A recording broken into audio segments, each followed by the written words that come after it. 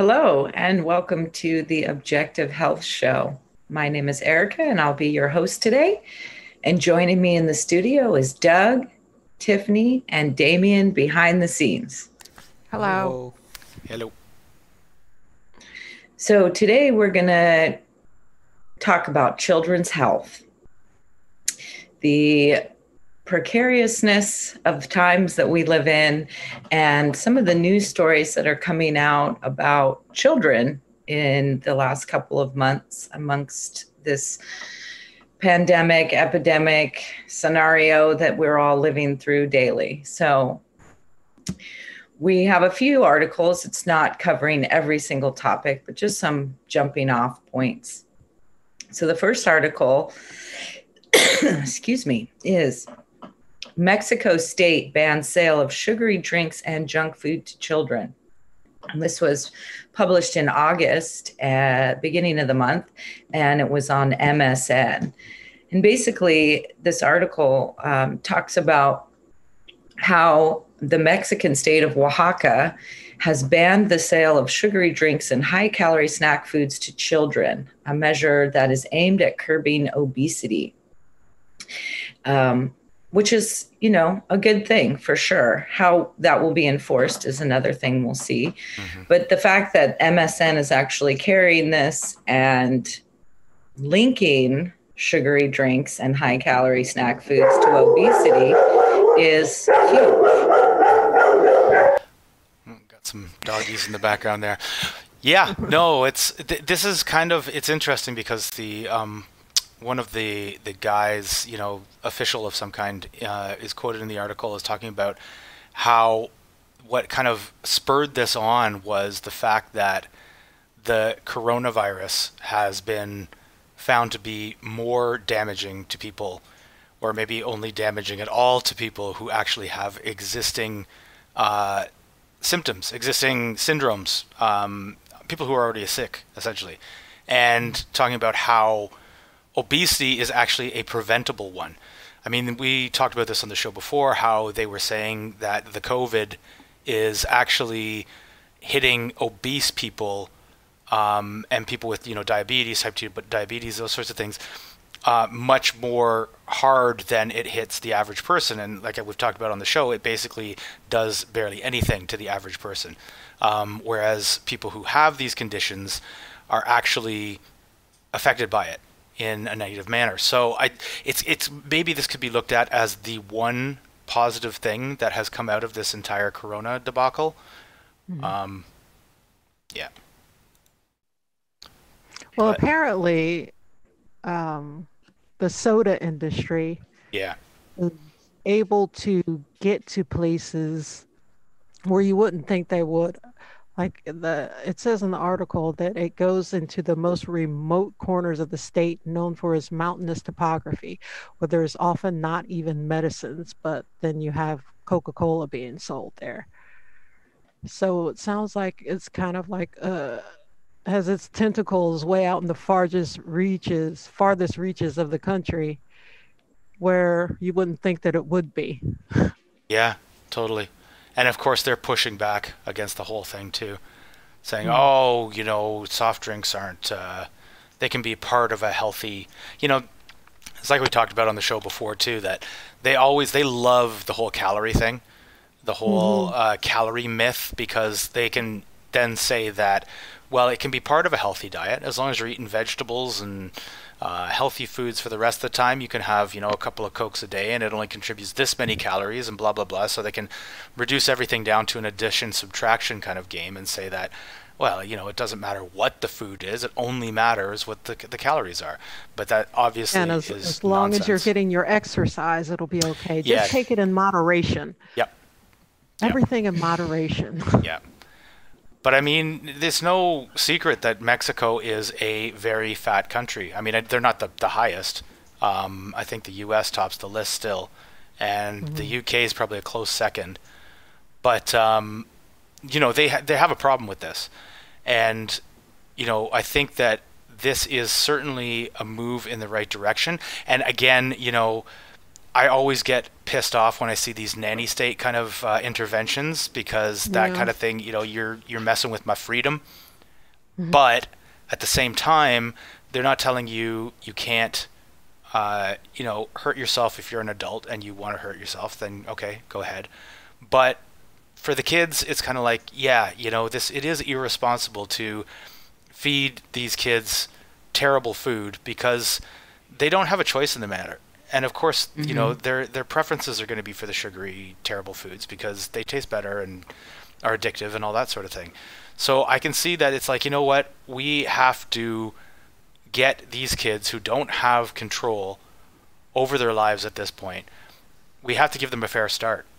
We have to get them to the point where they are at least healthy in their youth, and then they can decide for themselves to destroy their health after the fact. Not much different than age limits on alcohol. There's lots of examples. So yeah, it's I do kind of see this as a positive thing. I do too. And I think it's interesting how the coronavirus czar, Hugo Lopez Gatell, branded soft drink bottled poison. I'd say that's pretty much an accurate statement. And how the Mexico's drinks industry accused him of satanizing a strategic economic activity and a product that is the preference of millions of Mexicans. Like, what? Satanizing it. Yeah. They're coming for your sodas. Yeah. I mean, and we've talked in length in the past about how children are so easily mesmerized and brainwashing into brand recognition. Mm-hmm. And so you could see how the soda industry doesn't want to give up that, section of their brand recognizing youth that will go into adulthood, continuing to consume their poison, bottled poison. And, the thing that I think it was you, Tiff, that mentioned about how soda's available, but water isn't really that available. You know what I mean? And I think I had seen a documentary at some point saying how in lieu of water, not just the children, but the adults as well are drinking soda because it's easier to get. It's tasty, it's cheap. Mm-hmm. And the water is oftentimes kind of dirty, harder to get. A lot of people don't have running water. So I can understand why people would turn to soda in some instances, but I wonder how this is going to be enforced or carried out, because if there's no viable alternative to people drinking soda, they're going to drink soda. Exactly. Yeah. Well, I think what they're probably going to do, is age restrictions on buying it. So kids can't walk into a store and buy a Coke. Now, mind you, if their parents do the grocery shopping and buy the Coke and give it to their kids, I mean, there's probably not much you could do about that. I think that's probably the main way they get it anyway. Yeah, for sure it is, yeah. But at the same time, it could be a positive thing in the sense that it might make adults actually think twice about this stuff, whether consuming it themselves or feeding it to their kids. Yeah. So, I mean, there's a possibility that by introducing this stigma, if there isn't one already, I mean, it's hard, right? Because on the one hand, it's kind of like, from my own perspective, it's like I knew since I was a little kid that this stuff wasn't good for you. Right? My parents wouldn't let me drink it very often. It was kind of a special treat or something like that. But it's like we were not a household that had soda in the fridge all the time. But I also know that a lot of my friends, that wasn't their situation. So I'd always go over to their house and have soda. But but seriously, and when you're talking about a different culture, I have no idea what it's like in Oaxaca. Right? I don't know if it is common knowledge that this stuff is going to rot your teeth and make you sick and all make you fat. I mean, maybe it might just be that they don't really know that. It's just there. So maybe by introducing this, it's kind of like it'll provide some light bulb moments for some people. Especially now that people seem to be all of a sudden so much more concerned with their health than they were, say, a year or two ago. You know what I mean? Because we live in that new health paradigm where all of a sudden this all matters. You know what I mean? So I think you might be right. I mean, one last thing in that article, it talks about how Mexicans drink 163 liters of soft drinks a year per head, the most in the world. And then a survey by a consumer advocacy group found that 70% of school children in the poor region of Guerrero State reported having soda for breakfast. I mean, that is like, think about a way to start your day, you know, hopped up on sugar and essentially rotting your teeth and your innards as well, you know, and you've started off an addiction at a young age that I know from raising teenagers who had a soda addiction like you, Doug. I never let my kids drink soda when they were little, but once they had a car and they're free to do their own thing, they got addicted to Dr. Pepper. And, you know, people laugh like, oh, that's not a real thing. And it was a real thing. I mean, they were struggling with not buying it. And, you know, I was like, well, let's make our own soda drinks. We'll just have soda water and grape juice or something. And they were like, no, you know, so people, I think, don't realize, like any other addiction, it takes commitment on the part of the family to support an environment where you're not going to bring those things into the house and you're going to make that change. And then you go out and every social, you know, it's always everywhere where you go. So it's with free refills, no less. Free refills. Yep. But I think most of all, it should start with the parents. And I don't know how the Mexican advertising industry works. Like if there are loads of advertisements for soft drinks on Mexican TV, but I think that is a good place to start. Because when you're watching TV and you're bombarded with all these commercials for food or whatever, soft drinks or alcoholic drinks, it makes you want to go out and get those things, even if you're not actually thinking of the commercial in your head when you're at the grocery store, picking out what you're going to buy. It does have an influence. So, you really want to, you know, maybe have a double approach to this, is to cut back on or get rid of the advertising and also limit the sales. Yeah. Yeah.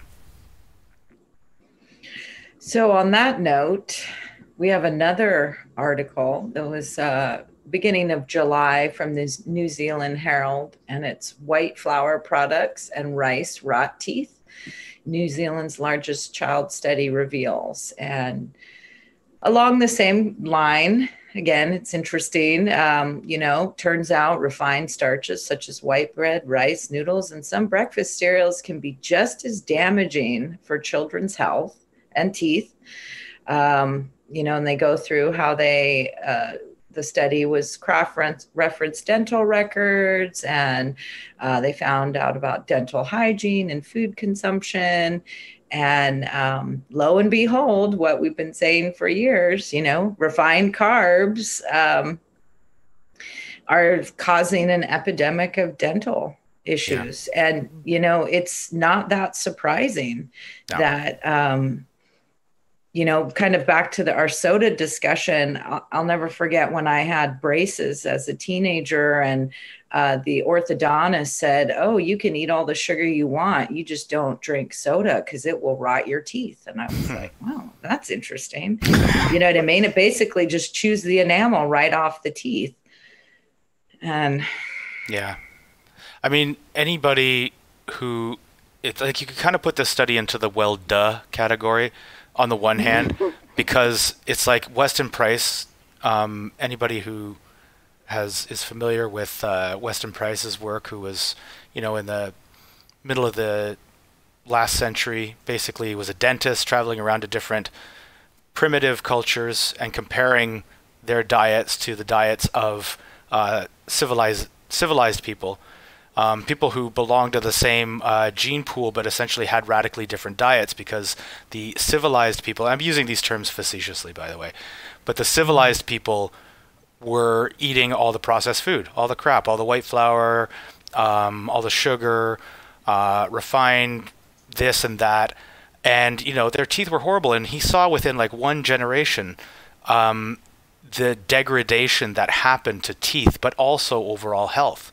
So, I mean, we've known this for a long time. And he called these things the, what did he call it? The disease of civilization? Diseases of civilization. Yeah, diseases of civilization, like this kind of degeneration of the teeth and bones and facial formation. Like, reading his book is actually very eye-opening to see the effect that these kind of processed foods have. So it's like, thanks for catching up, science. Like, that's great. We've known this for a while, but again, maybe it's time to actually, do something about this.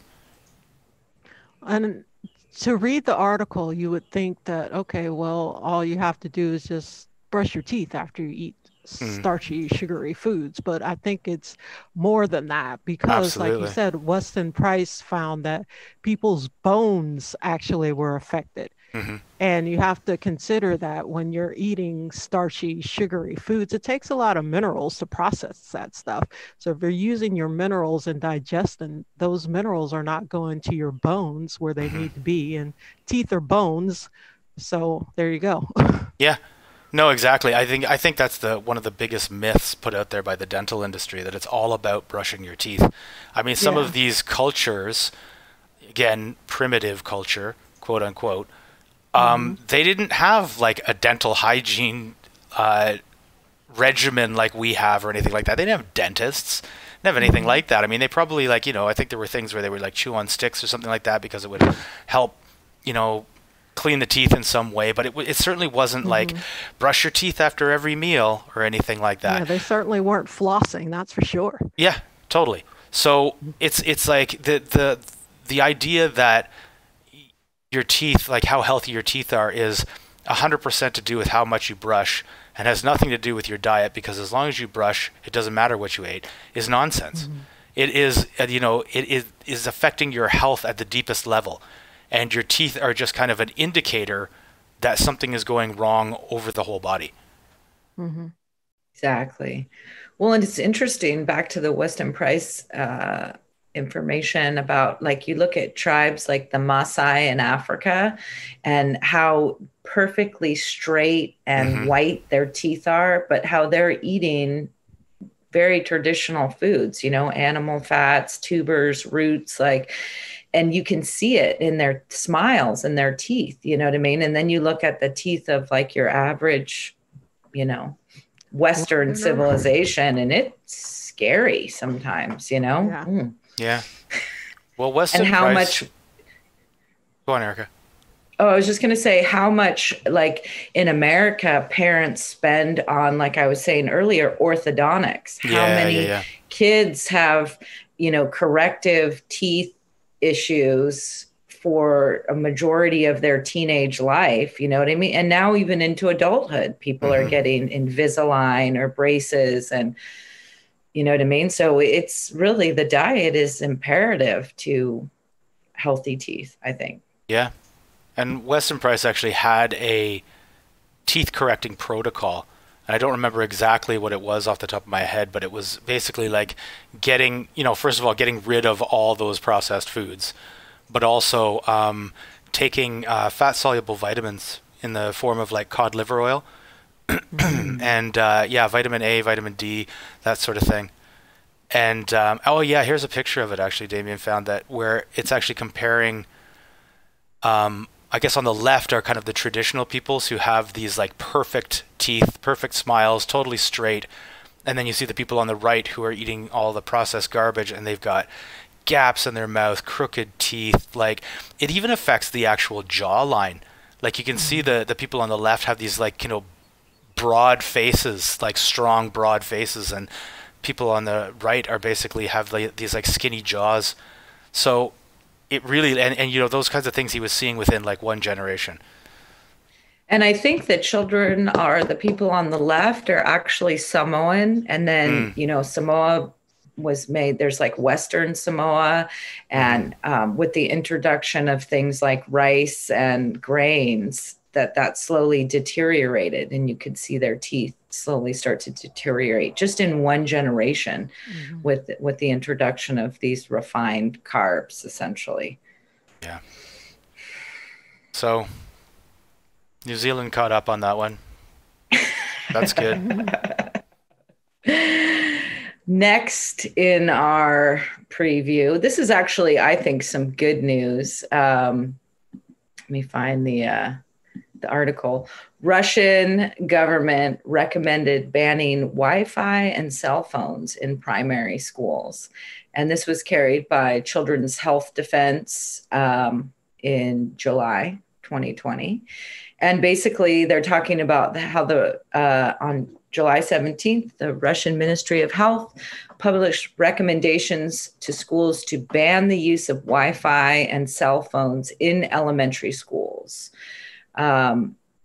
Numerous studies have found the adverse effects from Wi-Fi, and Professor Martin Paul's 2018 meta-analysis paper, Wi-Fi is an important threat to human health, references studies showing how Wi-Fi causes oxidative stress, sperm and testicular damage, neuropsychiatric effects, including EEG changes and apoptosis or cell death, cellular DNA damages, endocrine changes, and calcium overload. Considering the evidence of harm, scientists and medical associations have called to ban the use of Wi-Fi in schools and wired networks. Yeah. Great move. I think that's really great. Yeah. I mean, we've, again, done multiple shows on this, particularly if anybody wants to check out the 2 different interviews we did with Scott Ogren from scottystech.info. He's really done a deep dive on the research on Wi-Fi, 5G, all the wireless kind of technologies and stuff, and goes into a lot of details about what's actually going on there. But one thing in particular is that children are much more vulnerable to these electromagnetic waves than adults are. Especially with cell phones, when you're holding it up to your head, they have thinner skulls, so they just have less protection. But the fact that they're putting this wireless technology into schools where kids are spending like 8 hours a day there, and they're just getting beamed. I mean, of course, once the kids are home, they might have Wi-Fi at home, so they're getting beamed there too. But I think that this kind of, a school, it's the right decision to not expose these kids to these signals, I think. Most definitely. And it's interesting that Russia did it because, there's been places like the UK, I know, was trying to ban it, and even places in the US, but it seems like it's almost impossible, especially now that we're moving into this whole radical rebranding, renaming, redoing of education that's going to be happening around the world, not just in the US. I mean, the fact that children are now moving digitally online to do school, at least here in the States. I'm not sure how it is in France for you folks, but here, because of this COVID-19 84 and the pandemic, and, back in March, they were saying children weren't even carriers and couldn't spread the disease. Now, all of a sudden, schools are closing and children are moving online, and they're all being given a device to use, which is most likely an iPad or a tablet, which doesn't even have the ability to run off of a corded cable. It's all Wi-Fi. So I applaud Russia for actually taking the radical steps to do this, because it seems like the US is going exactly in the opposite direction. Yeah, well, in Maryland, I guess in 2016, they tried to get the local school districts that just reduce the exposure of kids to wireless devices, and nobody did anything at all about it. But in Israel, they actually banned the use of Wi-Fi in kindergartens and limited the use in elementary school. and they're only allowed to use 3 hours a week in the first and second grade and 6 hours a week for the third grade. And all the other times outside of those allotted hours, the Wi-Fi has to be turned off. Mm. In Cyprus, they banned the Wi-Fi in kindergarten. Yeah. And they stopped, I guess they were going to install Wi-Fi in elementary schools, and they stopped that from happening. So there are some places where apparently they have common sense. They're going to try and get rid of this stuff. At least, I mean, it might make a dent. Like kids spend, or they did spend before the whole pandemic, a lot of time in school, and they're just getting beamed, like you said, all day long for 6 to 8 hours while kids are in school. So that could at least reduce their exposure. But then we have the whole 5G coming out, and everybody's going to be getting beamed, whether you have Wi-Fi or not. But it's a step in the right direction, at least. Yeah. I mean, at least there's some resistance, and some of the people on top are actually listening and taking the right steps. And I would imagine as parents with children, it's like a tsunami moving against you. As you know, you read these things, you see, you know, all those ill effects that I listed earlier, you know, neurological issues, sperm and testicular damage. I mean, apoptosis. Like you see parents doing the research, and then they have absolutely no say in what's happening. I mean, in the end of this article, it talked about, despite massive evidence of harm, in December 2019, the FCC published a decision that there is no evidence of harm from wireless technology, and decided that a review of its health guidelines would not be required. So they just say, well, we've decided, and too bad for you, you know, move to Russia. I don't know.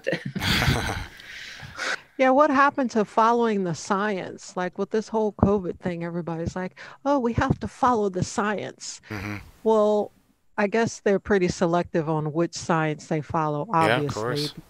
Yeah.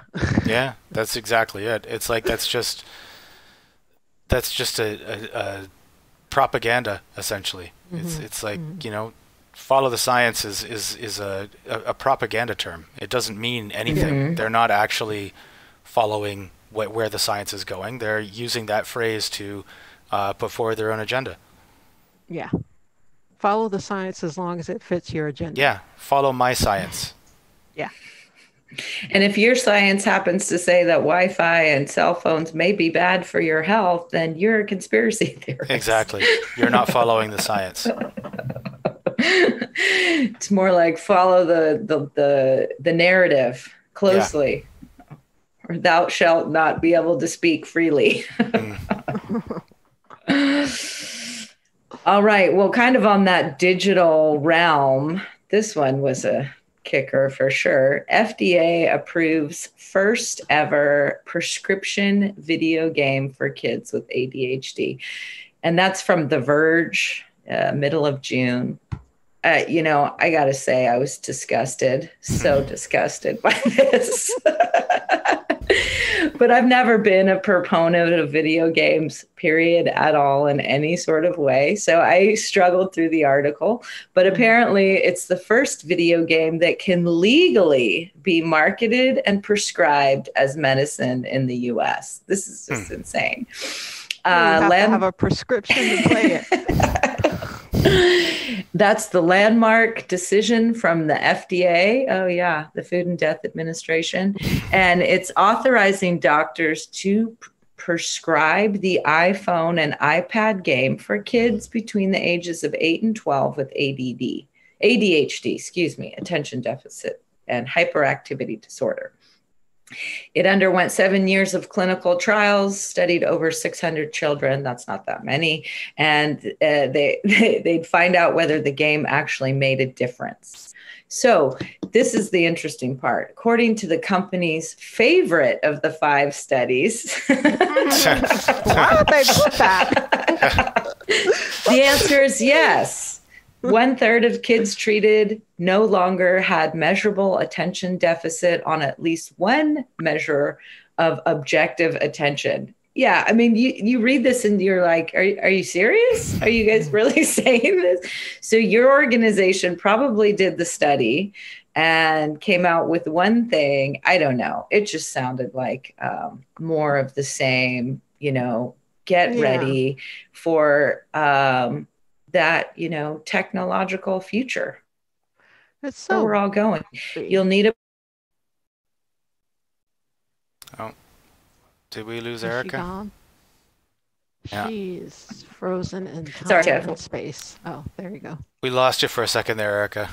Oh, okay, good. I was just getting annoyed. Well, it seems like they would have been a little bit more specific. They said no longer had a measurable attention deficit on at least one measure of objective attention. What does that mean? Well, they could have at least told us what the measures are. So I had to go looking for it. So apparently there's this test called TOVA, TOVA is the acronym, test of variables of attention. And there's about eight. No, it looks about, yeah.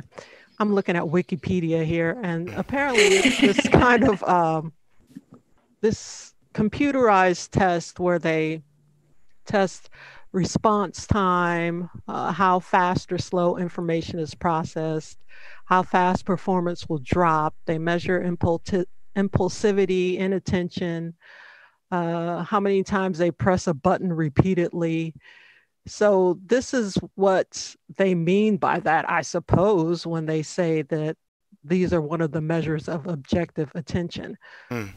But it kind of sounds like they're using a computer test to measure how kids play a computer game. It seems like they would do like real world, like in the classroom kind of comparisons. Like, Erica, you were a teacher and I worked in schools for a little bit. And it doesn't seem that kids with ADHD and trouble concentrating in the classroom, it's not like they had a hard time sitting at home playing video games. Like that was their jam for the most part. Yeah. But I don't understand how that would do much in the way of getting these kids to pay more attention. It's the boring classrooms and sitting there that is the problem that they're trying to teach, not how well they pay attention to a video game. I don't disagree with anything that you guys have said, but I'll maybe play devil's advocate a little bit here. I don't think, personally, my view on video games is that yes, in general, they are more or less damaging, ruining kids' attention, all those kinds of things. But I don't think that they have to. And I do think that there is maybe some potential. Like, I mean, it is kind of a very strong tool that could be utilized kind of in the right way. Like, I know when I used to play video games when I was younger, I certainly came across some video games that were, at the very least, making me use my brain in ways that I didn't normally use it. You know, thinking about things spatially and stuff, or, you know, figuring out puzzles or something like that. Like, it really was... certain games were were exercising my brain in a way that I wasn't used to using it. And I think that there is potential for video games to do that kind of thing, to be a learning tool, to kind of really stretch the bounds of what you're able to kind of think about. I don't think that the vast majority of video games are actually doing that, though. There might be some small improvements in spatial organization or spatial intelligence or something like that, but overall I'd say that they are, like I said, ruining attention, and, you know, they're incredibly violent and all these kinds of things. So I think that there's probably like a lot more negatives than there are positives, but I do think that it could be done right. And I do think that maybe these researchers are at least trying to go in the right direction. Anyway. Well, if you use it in a kind of, you're taking a kind of a neurofeedback kind of angle to it. Sure. Maybe this video game is doing that. I tried to look up the exact study that they were referencing when they were talking about this new game, and the site was down. They were doing maintenance or something. But maybe if it's kind of like neurofeedback, which maybe it is, they're dodging obstacles and collecting targets or something. You're only supposed to use it 25 minutes a day, 5 days a week for 4 weeks. And if you're allowed to complete 5 missions, and after your 5 missions, the game stops and you can't play again until the following day. And apparently, according to these the researchers, they said that half of the parents saw a clinically meaningful change in their child's day-to-day impairments, which I think it would have been nice if they gave some examples, but they did not. Yeah, but like any prescription medication, it has side effects. So I read the side effects were where'd I put it? Oh, frustration, headache, dizziness, emotional reactions, nausea, and aggression. So the frustration and the emotional reactions and aggression are exactly the kind of things that you would not want to see in an ADHD kid, but the game side effects actually cause that. But like any medication, it's true to its promise. Yeah. I agree with you, Doug. Like, I think with all things, there is a benefit and a purpose. And having worked with kids, like, you know, before the technological age that we live in now, but, you know, we did use a lot of educational games in the classroom, you know, stuff where they had to go through mazes and figure out problems. I think all of those are, like you said, it's kind of one of many things that you have in a toolkit when you're working with children, especially children with attention deficit and hyperactivity disorders. What is concerning to me is the complete lack of what Jordan Peterson would call rough and tumble play, or the fact, like what I see, and probably this is just more kind of in the air that we're living in right now, is I see all of these things going online. Like children are no longer going to be children in the sense where they go outside, they play with each other, they get dirty, they, you know, get into fights, they have to deal with bullying. Like everything's going to turn into this virtual reality. And that's what concerns me, because I'm already seeing just in, you know, let's just say 8 to 12-year-old boys as an example, like the ability to make eye contact, the ability to carry on conversations with adults, like all those things are starting to diminish. Whereas like when we were all kids, we didn't have all of this electronic interference in our development as we were growing up. You know what I mean? And to think that a video game is going to help a child develop being able to be calm and cool and collected, I think it's reaching. I think, you learn that from human beings, not video games. Yeah, no, I wasn't trying to suggest that. I don't think there's any but I think there's a place for it. There is. It could be a nice adjunct to, you know, actual real world interaction. But as far as making it the primary means of doing such things, you know, it might be that the 25 minutes a day was actually what was improving things, not the video game itself. Like the fact that it forced it to shut down at a certain time. It's kind of like that.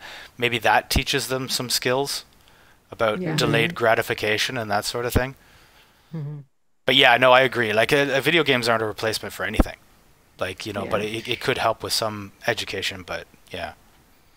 And we've done so much in the past about ADHD and the you know, drugging of children. And what I found interesting in this article was that they said back in 2017, we explored how prescription video games may be the future of medicine. And it really made my mind go to a pretty dark place because, if that's going to be the prescription for children, what kind of prescription are we getting as adults? What, you know what I mean? Like, how can we reprogram you to support the narrative that this brave new world that we're quickly sliding into is going to be the best thing? Virtual reality is how you can, you know, change your life, your brain, What are they going to program into the video games of the future? Like Yeah. re-education camps where you're forced to play video games so you can learn how to, think that men are women or women are men. Or any of it to completely accept, like right now, as I was saying earlier, the whole change of the system of educating children, and Tiffany and I were talking about this before the show, like, okay, so 10 years ago, it was terrible to homeschool your children, and homeschoolers were crazy and crackpots and this, that, and the other thing. And now all of a sudden in the US, it's totally okay to homeschool your children. Just get them on that pad and get them on that device and get them entrenched young, you know what I mean, to support the possibility that people just may never leave their little pods. They may be socially isolated and safe from the outside world. Like I'm trying to be the optimist, but I'm not feeling very optimistic about all this. Well, I think the major thing about the whole anti-homeschooling thing was not so much that they weren't in school. Like they always use that argument, like they're missing out on important social interactions. But I think as long as they are tethered into the mainstream and the mainstream educational system and learning what the state wants you to learn, that's okay. But if you have your own curriculum and you're teaching them things that they would not learn in a state school, that was the problem. Yeah, I think that's true. Yeah, it's going to be interesting. The tomorrow will be interesting. Pretty much, it's already here. Because I was a teacher and I did run a homeschool and I worked in a public school. I've had quite a few parents contact me recently about their concerns about this whole digital thing that's happening, and I'm trying to be considerate, but I really think like you can homeschool as a parent without a device and do all right. You know what I mean? Assuming the child is in a safe home learning environment. And so, a lot of parents are like, well, it's so exciting. They're going to learn so much. And well, are you sure what they're learning? I mean, we did a show years ago when Jonathan was still on the show about John Taylor Gatto and the history of American education. And don't think for a second that all what you were sharing about, Tiffany, is all their ideas of what they want to put into children is not going to be embedded in that digital device. The thing is I feel parents don't really pay attention all the time what the kids are actually doing online. And I don't know. I'm not very optimistic about it. I do think the education system needs to change. I don't think that going to 100% digital is the answer, but maybe, people and communities will change that. They will open alternatives because children need social interaction. They really do, and doing it just from some of the things I've heard about doing a class on Skype and Zoom, and, they show all the kids and all the frames and the teacher, and, they're not paying attention to what the teacher's saying. No. If they even have a good Wi-Fi connection to even get the internet, you know what I mean? Well, just make sure you don't leave your guns lying around. I think there was some article that came out some months ago about some kid who was doing homeschooling and they left something in the background and the teacher saw it and she called police. Oh my God. Well, yeah, that doesn't even go into the whole Big Brother aspect of having, you know what I mean? Like what CPS, Child Protective Services, doesn't need to come to your house anymore. They can just watch you right through your screen, Yeah. Well, that's probably a topic for a whole nother show, but I do have some good news, I think.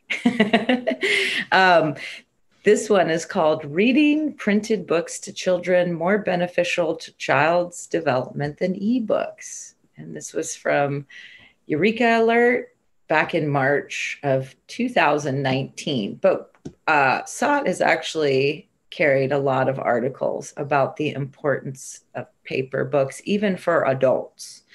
And, we shouldn't even have to go into why this is important, but the article says we found that when parents and children read print books, they talked more frequently and the quality of their interactions were better. Yeah, it's interesting. It kind of makes you realize that it's not just the words on a page that matter. It's like there is definitely something inherent to, I don't know, like inherent to the devices that is, they're different. Reading a book They're off an distracting. e-reader. I think it is. Part of that is distraction, and I think maybe it's the fact that it's this tool that you use for multiple things, and that it is kind of inherently a distracting device. Like, trying to accomplish a task on a digital screen might be more difficult than doing it in reality, just because it is something it's born to be distracting. Like, have notifications coming up, you're switching between programs, between tasks, that sort of thing. It's so easy to be to procrastinate, to get distracted by something. So maybe by reading on one of these devices, it's just kind of, that's like your mind is in that mode just because you're looking at that screen. I mean, that's completely a theory. Like, I don't know if that's actually true, but because I was just trying to think about why is it that you're reading the same words, it's just on a different medium. You know what I mean? Mm-hmm. But there's also the blue light aspect. Yeah, and yeah, if you think absolutely. about most parents, if they're reading with their children, they're doing it before bedtime.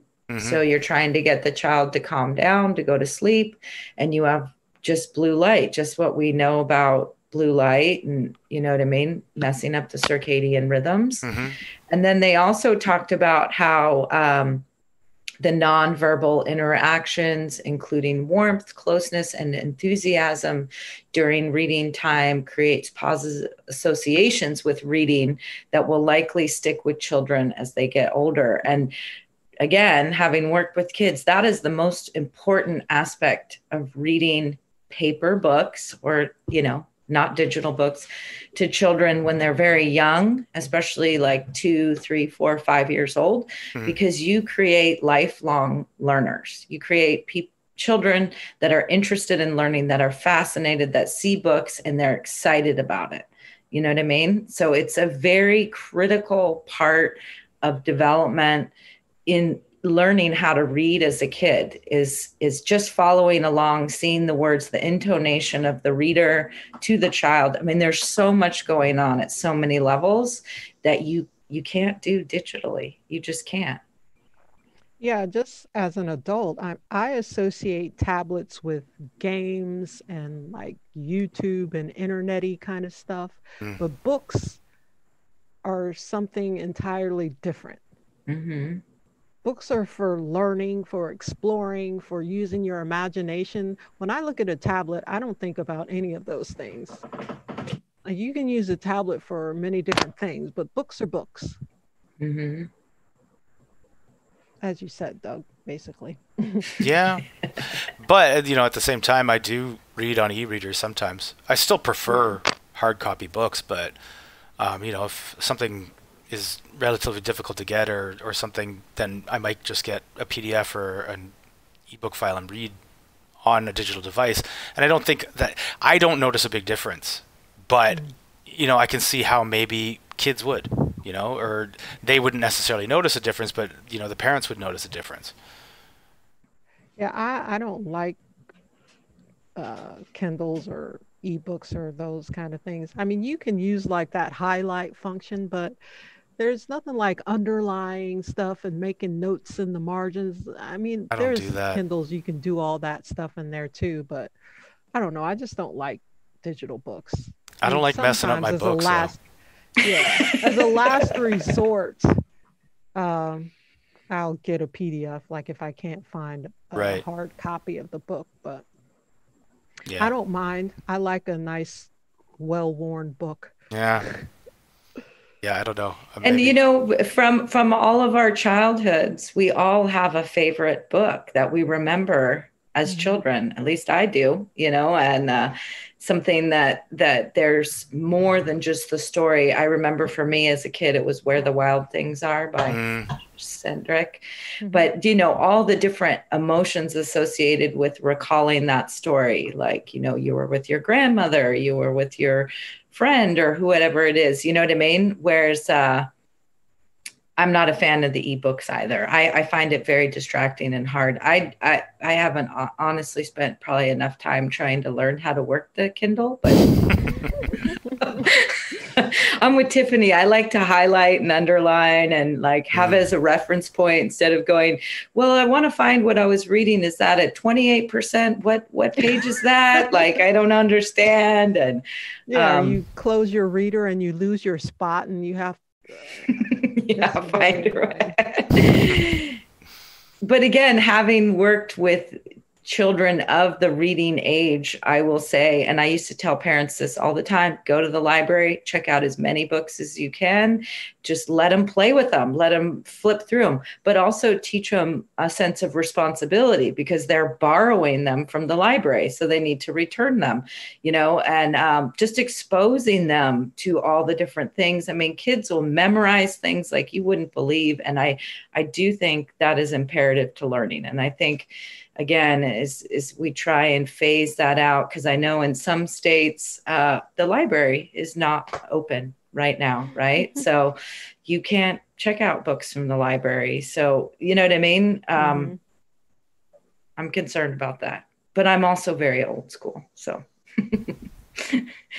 personally, I almost wish we could go back to rotary telephones, but I know that's not going to happen. Oh boy. So yeah, the good and the bad. And then we do have one last kind of positive little story in our children's health topic of today. Young children with pet dogs have seen fewer social interaction problems than other kids.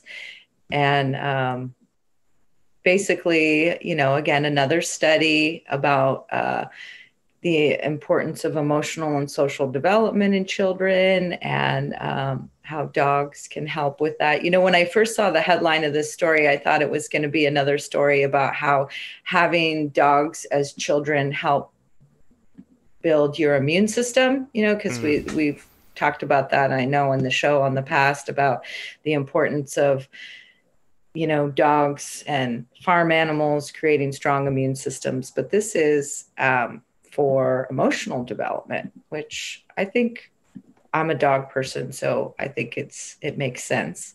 One of the sub headlines was best friends with benefits. Researchers say that kids with a pet dog were 23% less likely to have problems with their emotions or social interactions with other than children who had no dog at home. Kids from dog-owning household were also 30% less likely to act in an antisocial behavior and 40% less likely to have trouble hanging out with other kids. What do you guys think? I buy it. I think it's true. Yeah, it makes sense to me. I mean, certainly.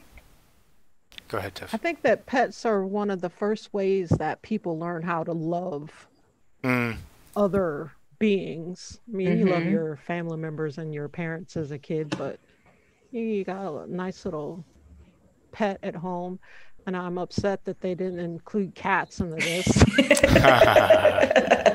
Not just dogs, people, okay? Okay. Or gerbils or hamsters or, parakeets. Well, I think, too, it's also important. It teaches, especially if the child is involved with all the different parts of owning a pet, it teaches them responsibility. Like, oh, you can't just not feed your dog water or food because it will die. You know what I mean? They learn pretty quickly, like, about the importance of not neglecting animals. Yeah, you learn how to become sensitive to others' needs.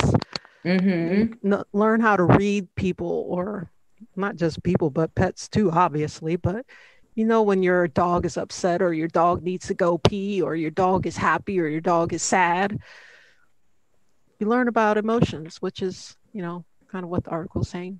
Yeah, exactly. And so it's interesting too, how much more popular now rescue animals are becoming. Instead of people going out and buying new dogs, it seems like a lot of people are rescuing animals now. And that shows that, people are looking for companionship, and it is shown that when you pet a dog or a cat, it releases, what is it, dopamine, oxytocin? I think. Yeah. So in these uncertain times, an animal can provide some necessary relief to our overstimulated energetic system, emotional system, and I do think it's beneficial for kids. Any kind of animal, not just dogs, too. And so, unless you folks have anything else to share, that was just some of the articles. There's not, I went back through the archives today to see if we had anything else in children's health, and there's not a lot coming out. But this was some more kind of middle of the road stuff that we could share. Obviously, there's a lot more darker stuff, but we're going to stay away from that stuff today. For now, yeah. For now. But for any of our parents in the audience, these are all things that you can add to your toolkit in raising children, and for those aunts and uncles or friends to be a positive influence on children these days, because it's a precarious time to be growing up. I cannot imagine what it's like to be a kid right now and see, we won't even go into all the masking of children because that's just too deep for this show, but all the fear and the hand sanitizer and the social distancing and the isolation, and there's so much for children. Just get a paper book and borrow a friend's dog and sit down and read in the park and and be a motivator for positive behaviors. So I thank you all for joining us. Please like and subscribe. You can always add, if you're interested in a topic, in our chats or comment section if you'd like us to discuss something. And thanks, Doug, Tiff, and Damien for joining me today. Yay. We'll see you all again soon. Bye, everybody. Bye. Bye. Bye.